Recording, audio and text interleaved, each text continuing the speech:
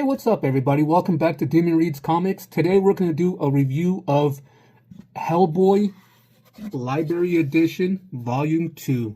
Stick with me, guys. I know this is barely Volume 2, and we still have 5 more volumes to go, but hopefully they get by pretty quick. So, anyway, yes, this is Hellboy Library Edition Volume 2. As you can see here, it does have that cloth hardcover to it. I don't like this cloth stuff. You see how dirty it gets? Like, I'm gonna have to take like a lint roller as soon as I'm done reading it. But anyway, this does have 278 pages. Now, in the front, it does say it collects the story of the chained coffin and the right hand of doom. Now, it does have those stories in it, but that's not the only stories it has in it. Unlike the first volume only had 2 stories, which is the Seed of Destruction and another one, right? Awaken the Devil. But this one doesn't have, like, this one has way more than just those 2. And I think the first one had an epilogue too. This one actually contains the stories of Pancakes, Nature of the Beast, King Vold, the corpses, or actually just the corpse, the Iron Shoes, the Baba Yaga, Heads, Goodbye Mr. Todd, the Varcolac, A Christmas Underground, the Chained Coffin, the Wolves of St. August, Almost Colossus, The Right Hand of Doom, Box Full of Evil. And then there's an afterwards and story notes and sketchbooks. So yeah, there's a lot of stories in this one. This one actually contains a whole bunch of short stories, some a little bit shorter than others. Like, for example, Pancakes, it's only like 4 pages long. And like Box Full of Evil, I want to say, let's see, about 50 pages. So some are bigger than others, but yeah, and then on top of that, let me see if I can see. Yeah, no.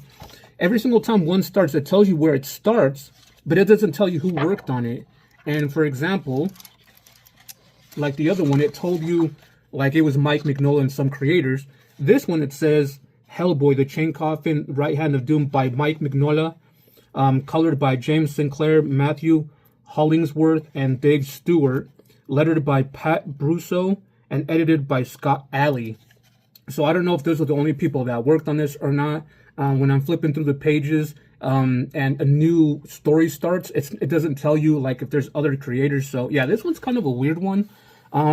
Also, this one is not in continuity, in chronological order from the first one. For example, Seed of Destruction and Wake the Devil from the first volume. The Chained Coffin is actually supposed to go in between those 2, actually, but it doesn't. It's contained in this one. And I do believe I said this before in my previous video for the review of Volume 1. The omnibus, the big, thick omnibus, does have it in the stories in chronological order, but these are released in the order, like the release dates, if that makes sense. Still, though, if you read Volume 1 of the Library Edition and read the first 2 stories, and you read these stories, you kind of know where they go, you know, because it tells you at the bottom, and hopefully I can catch it so I can show you guys. Anyway, all that being said, guys, it does have sewn binding, and it is published by, oh wait, it's at the bottom, Dark Horse Books at the bottom. Here you go. So yeah, I'm actually really enjoying these. I'm not, like I said, I wasn't the biggest fan of this one because there was a whole bunch of short stories, but I still enjoyed it very, very much. So anyway, guys, let's go ahead and crack this open, talk about the stories a little. I'm not doing that like being sarcastic, but there's a lot of stories in here. I'm not going to cover each one of them, but let's talk about the stories a little bit, what they're about, and kind of go from there. And then we can move on to the rating and see what you guys think. Alrighty, guys, this is such a big book. I don't know if I'm going to be able to put it all in frame the way my desk is set up, but anyway, let's go ahead and get started with it. So, like the previous one, it does have the same end page, which I don't know. I'm not a big fan of it being the same one. Maybe they could have done something different, but whatever. You got a quick sketch of Hellboy like the first one, like the first volume.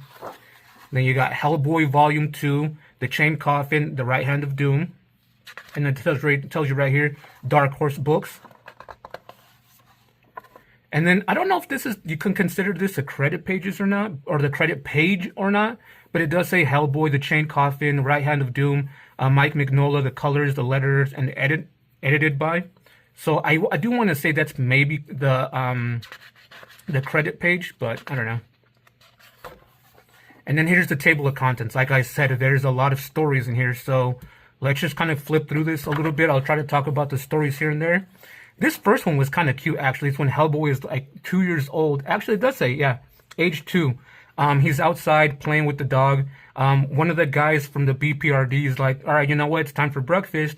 And Hellboy's like, I want noodles. He's like, no, you don't get noodles for breakfast. You have to eat pancakes. And Hellboy's like, I don't like pancakes. And this guy's like, you never tried them before. So he kind of gives him a little bit of pancake. He's like, I love it. And Hellboy's like, I love it. And then somewhere in hell somewhere, as you can see here, you got Astaroth talking about Hellboy, or talking to Mammon about Hellboy, talking about he just ate pancakes. And this guy's like, he's never going to come back to us. And that's where it ends. That was the story of it.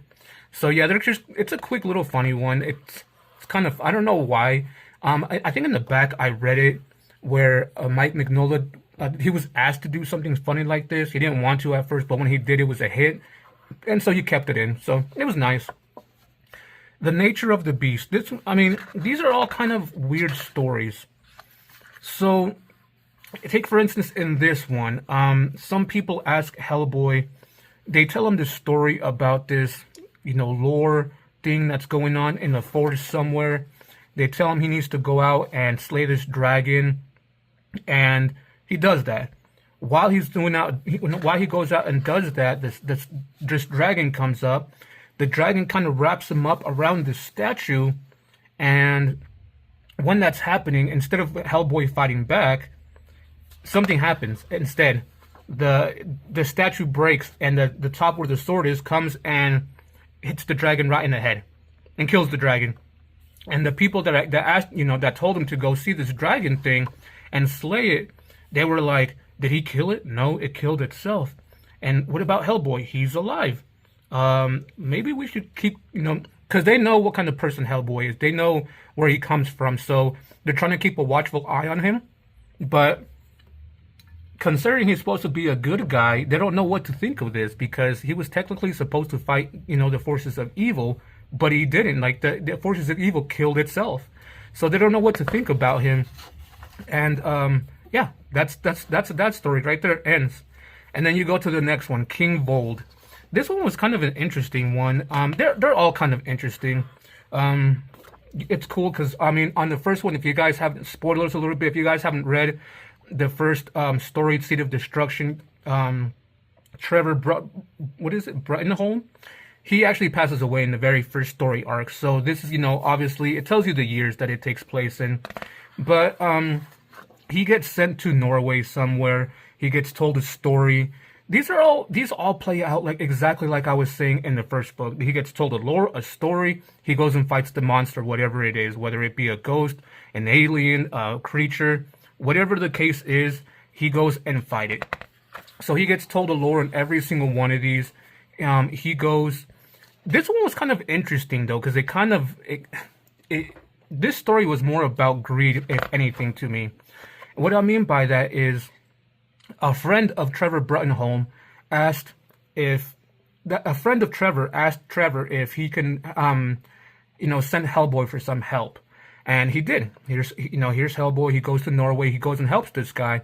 This guy actually asked Hellboy for some help for a specific reason, and it all comes down to greed.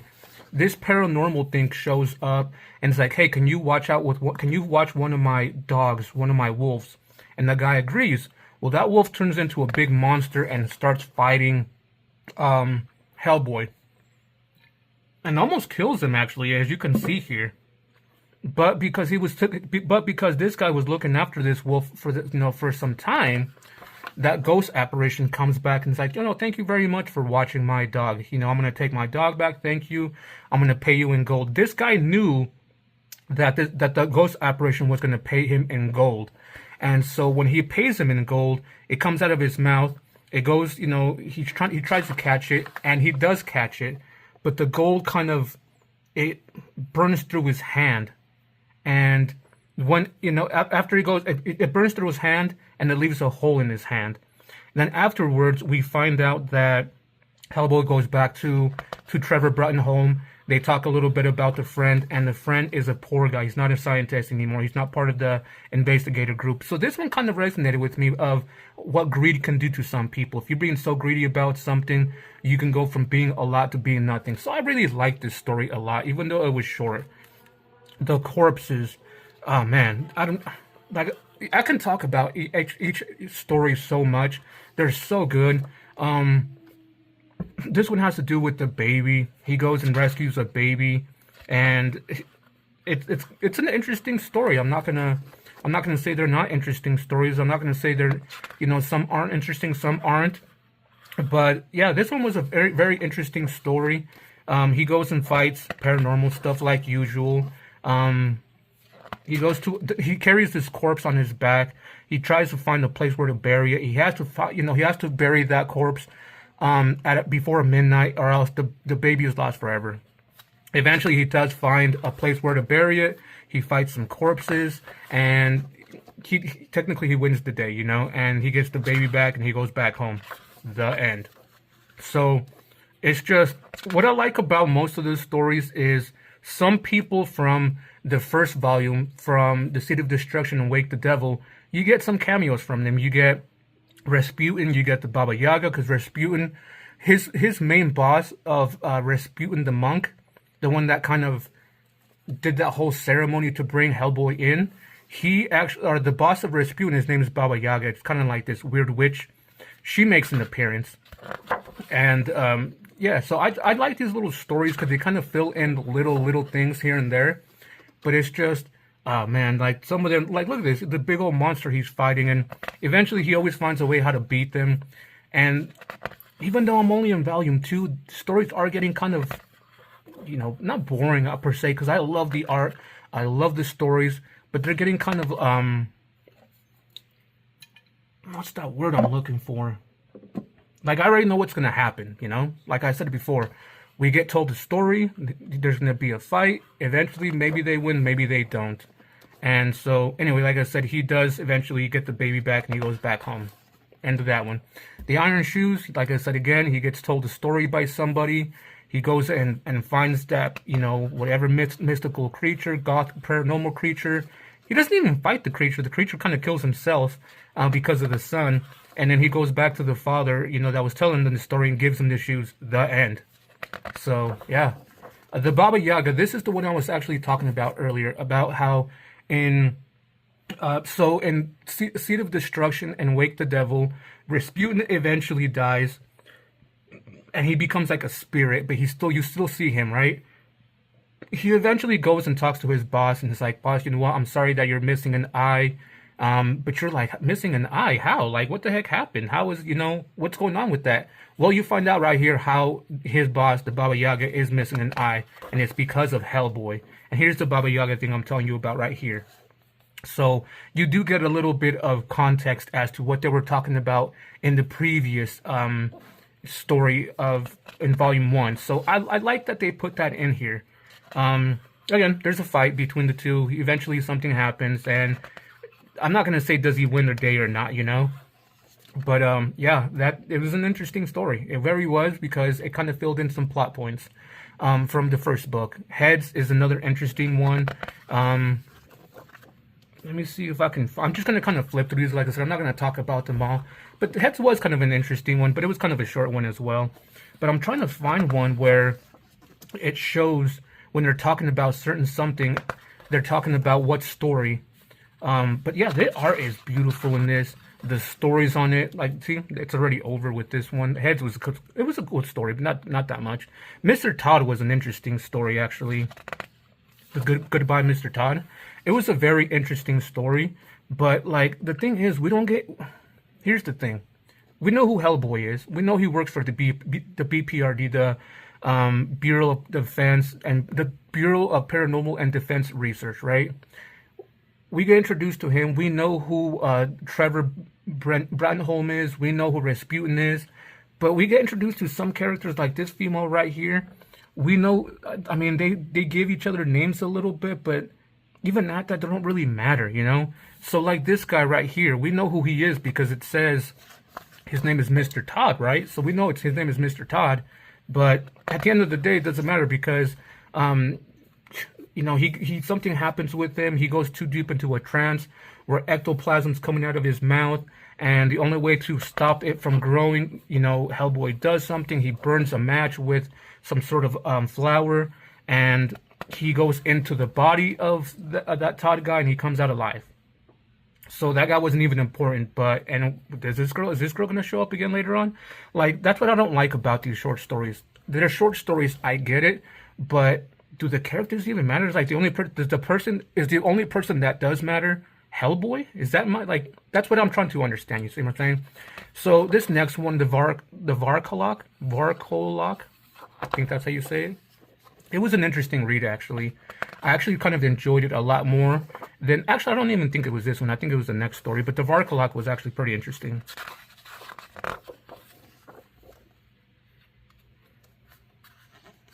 He goes through this whole crazy adventure, only to find out it was a trance he was put in by the chick, or that female that was in the corpse that he went to go stake down, like the vampire. See?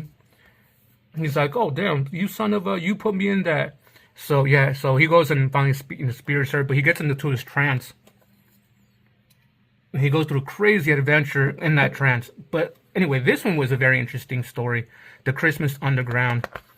Long story short, I don't want to give too much spoilers. This female has a whole bunch of family members that keep dying because of this place they're at. They keep disappearing. He goes and finds the last living person. And she tells, this lady that's dying, you actually do find out her name, which is cool, actually. Her name is Miss Hatch. So Miss Hatch gives Hellboy a box and tells him not to open it, but to go find his daughter Annie. And eventually he goes and finds her. She's disappeared. Somebody took her and is living, not really underground, but living like in a spiritual world. And she got married to that thing. And eventually he brings her back. Because he breaks the whole engagement with that thing. You find out who that person is that she married, and she gives him she gives him the box. She opens it. It's kind of like this, not really rosary, but it's a necklace of Jesus. And then you see that after she finally awakes, she's been living in hell. So he actually goes to hell to get her. But once she takes off the ring, he fights a whole bunch of demons. And eventually she comes back up, or they both come back up, and this is where you see who the demon thing that kind of took her. But he eventually comes back up, and you see Anne and Mrs. Hatch kind of have like this nice kind of goodbye with each other, and then the whole castle burns down. So the chain coffin. This is what I was talking about. So the chain coffin is actually a story of that goes right after the Seed of Destruction, because in Wake the Devil, Hellboy is actually talking to Abe Sapien on a plane, talking about how he went to a certain place, and he found some interesting stuff. So when the people were trying to, I guess, bring him to life, that Rasputin monk and everything like that, the paranormal investigators, they had like a medium there where she saw a vision of a father and a nun. And this kind of tells the backstory of it a little bit, but it kind of leaves it open-ended. Now, the reason I wanted to talk about this one, and I don't want to talk about the story, because it is a very interesting story. We're seeing right here that, Hellboy sent Abe Sapien a letter. He's kind of talking to Abe Sapien. Abe Sapien's reading it. But where is it? Do I see it somewhere here? No. Yeah, right here. You get like a little mark right here. I don't know what they call it, like an ampersand, I think that's what they call it. And at the bottom, it tells you what they're talking about. Hellboy, Seed of Destruction. And that's the first story you read in Volume 1. So this has to do with what the events that happened after Seed of Destruction. That's what I like about this. But this was a very interesting read. It kind of tells you a little bit more of the backstory of Hellboy. Like, this might be his father. And you got the father and the nun. You got somebody here inside, which is this person right here. And that might be Hellboy's mom. It might be, it might not be, because he doesn't really get answers. And yeah, it kind of leaves you like, okay, is this what it is or isn't? So anyway, Like I said, there's a lot of stories to talk about. I don't really want to go into every single one of them, but oh man, these stories are just they're amazing, but they're so short and they kind of don't give much context. So I'm just gonna kind of flip through these so you guys can see the art in them. They're so beautiful. Like this one, I thought this female was the one from, you know, the what's her name? The magician, Doctor, or not Doctor Claude, Doctor Todd. I thought, is it even Doctor Todd? Hold on, let me go back to the. Oh, Mr. Todd, not Doctor.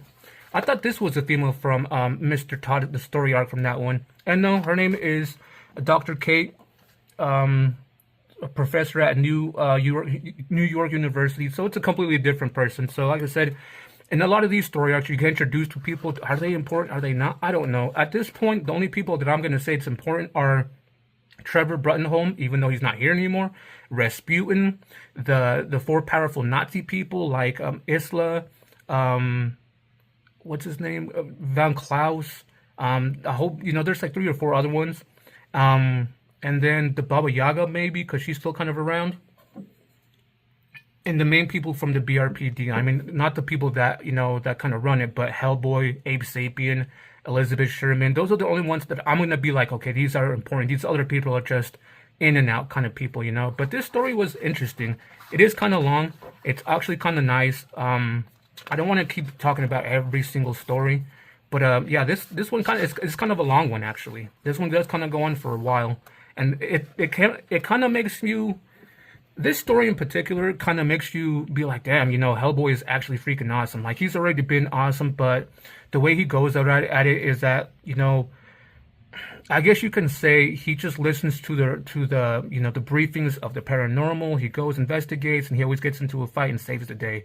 But it doesn't really give you context of you know, him being kind of like, not human. He's obviously not human, but, you know, being treated as human, him having feelings and things like that. Because when he goes in, he's just about fighting. And, you know, there's some of these stories that kind of bring him down to earth. And especially this right here. Look at him, that embrace, that talk. It really makes you feel for Hellboy even more. Like, man, Hellboy's freaking awesome. But yeah, this story kind of went on for it. I liked it. I liked it a lot. And I really appreciate, you know, that I read it, actually. And I really liked it. I thought the next story... Yeah, this one does go on for a while. In follow-up investigation, the Bureau tells you a little bit about the BRPD. Almost Colossal. This is another big story arc, which I absolutely love. But you actually know about this because you kind of see it in Wake the Devil, actually, which was actually interesting. See? Wake the Devil, Hellboy, Wake the Devil. So this kind of fills in the gaps of that, which, oh, so amazing. I like when they do that. They definitely needed to do that, and I don't like that they're not doing it chronologically, but I do absolutely like it. Because certain things happen in Wake the Devil, but it kind of left it open-ended, and this fills in the gaps. So that's why I appreciate reading this story, at least. And the reason I don't want to talk about these ones is just because it fills in the gaps to like the main stories, not just little story arcs. Like I said, this one's a long one, so... kind of just flipping through it so you guys can there's that Colossal thing that I was talking about. Kind of flipping through just so you guys can enjoy the art. Now while I'm flipping through, I do want to say that these are not really big reads. Like you can sit down and read these pretty quickly. I mean, look at this. There's not like it's not going to take you that, like, look, this one doesn't, this page doesn't even have anything except this. You just enjoy the art and then move on to the next one. So they're you know, Hellboy is kind of a quick read, but you know, you just gotta enjoy it. See the end and with the question mark. I like that. I like that it leaves it with the question mark. And so yeah. Anyway, so the Right Hand of Doom. I thought the Right Hand of Doom, because in the beginning of the book, here we go. It's in the Chain Coffin and the Right Hand of Doom. The Right Hand of Doom. You would think that they would have put the biggest stories there, like the main ones that they're trying to talk about here, but no. The Right Hand of Doom and the Chain Coffin weren't big stories. Like, look, the Right Hand of Doom is actually a good story, actually. You kind of find out a little bit more about his arm, which is his big stone arm, which is kind of interesting. But, I mean, it's only a few pages, and that's it. That was it right there. So, but it is interesting that you find out a little bit more, because when you begin reading, like with, for example, the Seed of Destruction, Wake the Devil, up until this point, he actually tells you he has no idea what it is, how he got it. They've been doing kind of research on it, kind of poking and prodding, and the Bureau of Investigation haven't came up with the solution as to what it is yet. So I'm glad to kind of give a little bit of backstory. Then the last story of this big book is Box Full of Evil. This was an interesting story. I'm not going to talk about it at all. I don't want to spoil the whole entire book for you guys, but here I'm just going to kind of flip through it a little bit. It was a big story, though.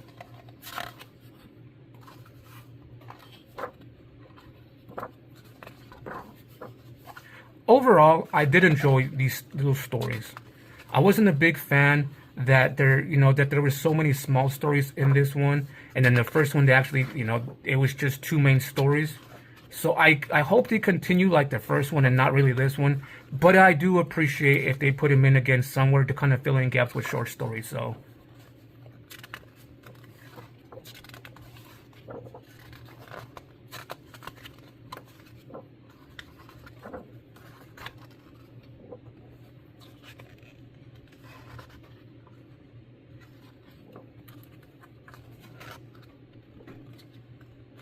is this the chick from the first one?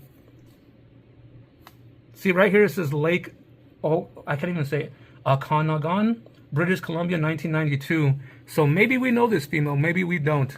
But this is the epilogue. Actually, we might do, because she's part of the BRPD. Yeah, okay, guys, that's Elizabeth Sherman. Afterwards. And then you got story notes. And this is where actually Mike Mignola talks about each story. Here, like for example, Pancakes. One day, someone at Dark Horse asked me if I was interested in doing a story about young Hellboy. I wasn't, but instead of saying no, I said, "What about 2 pages of Hellboy eating pancakes?" I thought it was a riot. I didn't expect anyone else to like it, but it turned out to be a big hit with a lot of the readers. So you get a little backstory of the pages, or of the stories, which is very interesting, actually. And then you got the sketchbook. I actually like watching or seeing these sketchbook, actually, how the actual comic came to life. Especially this, like, look, Spain. Page 131, 93, Pilgrim's Way. Oh, it's just so amazing to me. Maybe Hellboy's dad. Like I said, it might have been, it might not. Kind of spoiled it. I'm sorry, guys. Okay, that is Hellboy's dad, but I mean, he doesn't come in for a while anyway. Let's just say you know of him.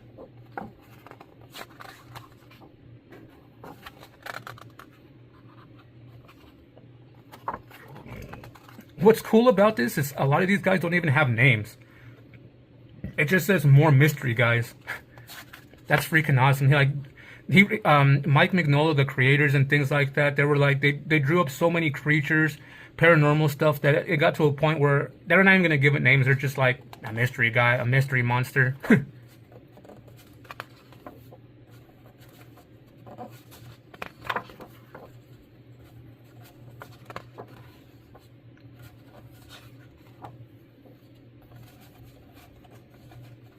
I like the relationship that, so far that I'm reading, that Hellboy has with Ape Sapien. The good friends. I like that. Because like Hellboy's father figure was Trevor Brutenholm, but he passed away already. So like the only other person he's really close with is Elizabeth Sherman. She's kind of like a love interest. I'm seeing it, I'm not sure if it is, but she's kind of a love interest to him. And his only like great friend is Ape Sapien. So I like that he still has somebody that he has, that he holds near and dear to himself, to him. And then here's other stories. I do have the entirety of Hellboy. I'm thinking about picking up the BRPD, but I don't know. It's just so much stuff. Because you got BRPD, I think there's like 10 to 15 omnibuses of BRPD. And then you got Hellboy in the BRPD. You got Ape Sapien stuff. You got Lobster Johnson, Witchfinder, Baltimore. I mean, those are all part of the, they call it the Mignola universe. So I don't know if I want to pick all that stuff up. I think I'm going to be content with just Hellboy. maybe the BRPD, but I'm thinking if I'm going to pick up BRPD or if I'm going to read BRPD, I'm thinking I'm just reading it online, but that's just me. But anyway, all right, guys, this is pretty much the end page of this one right here in the back of it. This actually comes right here, and because it's cloth, it always comes off, so I stick it right here. If I really, really wanted to, I can just peel it off. I didn't really stick it on that well. I just didn't want to lose it. I don't know if it means anything or not. But anyway, guys, let's go ahead and do the next segment, which is the rating for this. Alrighty, guys, so what do I give this Hellboy Library Edition Volume 2 as a rating? Before we do that, let's do a quick recap of this. Like I said, this is Hellboy Library Edition Volume 2. It collects, I'm not going to say the names, but I do want to say how many stories. Oh, come on. 1, 2, 3, 4, 5, 6, 7, 8, 9, 10, 11, 12, 13, 14, 15. It collects 15 stories, short stories. It does have 278 pages. It is published by Dark Horse Books, and it does have sewn binding, beautiful sewn binding. This would have been an amazing book if it had the ribbon, just saying. But anyway, what do I give this as a rating? I'm still loving Hellboy. I'm still digging it. Yeah, it's getting a little bit repetitive because we already know what's going to happen. Like I said, they tell him the lore, they tell him the background of something, they send him out, they fight, and there's, you know, at the end of the day type of thing. So yeah, it's kind of repetitive, but that's what Hellboy is. So yeah, while it's getting repetitive, I'm still appreciating it. I absolutely love the art. I love Mike Mignola's art. So that's, yeah. The story in itself, you know, the writing, I dig it so far. This one in itself, though, this library edition by itself, though, the stories, they could have done with a few of them out, you know, and took some of them out, made some of them longer. So, well, I wanted to give it a 4 like I did the other one, like Volume 1. I'm thinking of giving this one a 3 so far because some of the stories weren't as interesting as others. The Pancake one was kind of, I appreciate that they put it in there, but it just wasn't that interesting to me. It was kind of dumb in my, it was a laugh one, but it was kind of like, why, you know, I don't know. So that's why I'm giving this a 3.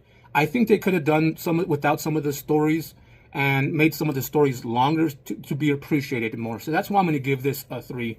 Overall, between Hellboy 1 and Hellboy 2, though, the story arc so far, I'm giving it a 4, definitely. This is absolutely amazing. I absolutely love Hellboy. I can't believe it's taken me this long to appreciate Hellboy in comics. Like, I know the movies. I watched the movie, especially the one with Ron Perlman. I watched it so many times. I watched the new one. Wasn't the biggest fan of the newer ones, but I still appreciated it. And I was just so big a fan of Hellboy. And then I find out that, you know, he came from comic books, and I was like, oh, I got to dig into it. You know, that when I started reading comics. And yeah, I'm even loving it even more. Like, I think they took Seed of Destruction a little bit from the first volume, and that's what they kind of adapted the first movie, you know, the movie from with Ron Perlman. So yeah, I'm loving it so far, guys. So anyway, that's my rating for this. It's a solid 3. It's a very high 3. A solid 3. Like I said, it's just too many short stories in my taste, but still, I enjoyed it. Anyway, guys, hope you guys liked this review. If you guys did, please leave a like. If you guys read any of the stories that were contained in Hellboy Volume 1 and Volume 2, let me know if you guys enjoyed the story. Let me know if you guys are enjoying the story arc so far between Volume 1 and Volume 2. I know we still have, you know, 5 more books to go through with this, so, you know, hold tight with me, guys. We'll get through the journey together. And as far as recommendations, I'm sorry, guys, I'm not taking any more recommendations for a while.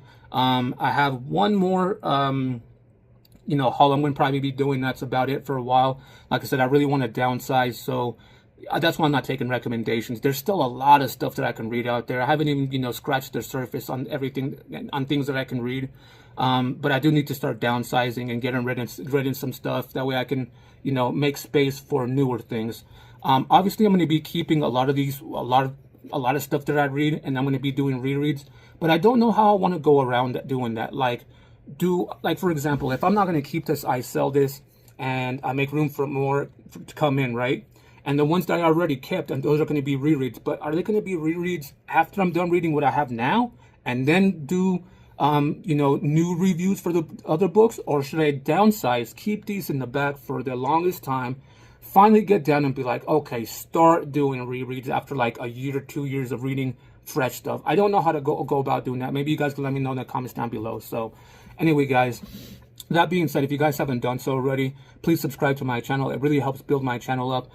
And also from the bottom of my heart, I really want to, give a shout out to everybody that's been watching, liking, subscribing, and commenting on my videos. It really helps my videos. Whether you guys take 10 seconds out of your day to just give a quick like, it helps me a lot. So all that being said, guys, take care, stay healthy, and we'll see you guys on the next one.